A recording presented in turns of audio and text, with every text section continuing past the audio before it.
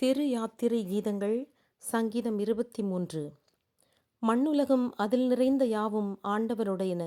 பூவுலகும் அதில் வாழும் குடிகள் யாவரும் அவர்தம் உடைமையே.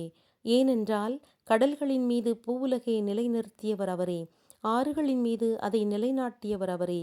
ஆண்டவரது மலை மீது ஏறிச் செல்ல தகுந்தவன் யார்? அவரது திருத்தலத்தில் நிற்கக்கூடியவன் யார்? மாசற்ற செயலினன், தூய உள்ளத்தினன், பயனற்றதில் மனத்தை செலுத்தாதவன், தன் அயலானுக்கு எதிராக வஞ்சகமாய் ஆணையிடாதவன், இவனே ஆண்டவரிடம் ஆசி பெறுவான். இவனே தன்னை காக்கும் ஆண்டவரிடம் மீட்பு அடைவான். இறைவனை தேடும் மக்களினம் இதுவே. யாக்கோவின் கடவுளது திருமுகம் நாடுவோர் இவர்களே.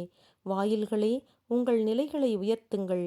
பழங்கால கதவுகளே, உயர்ந்து நில்லுங்கள். மாட்சிமிகு மன்னர் உள்ளே நுழையட்டும். மாட்சிமிகு மன்னர் இவர் யாரோ? வீரமும் வலிமையும் கொண்ட ஆண்டவரே இவர். போரில் வல்லவரான ஆண்டவரே இவர். வாயில்களே, உங்கள் நிலைகளை உயர்த்துங்கள். பழங்கால கதவுகளே, உயர்ந்து நில்லுங்கள்.